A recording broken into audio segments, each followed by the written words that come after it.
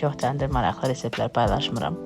Şagirdlərim tez-tez soruşur, Günel müəllimə, bəs yeni videolarınız yoxdur? Biz axı çox bəyənirik sizin videolarınızı. Mən də qərara gəldim, hər kəsin sevimlisi olan Səzər saatının bütün sirləri ilə paylaşım. Mütləq yoxlayın, çox ləzzətlidir.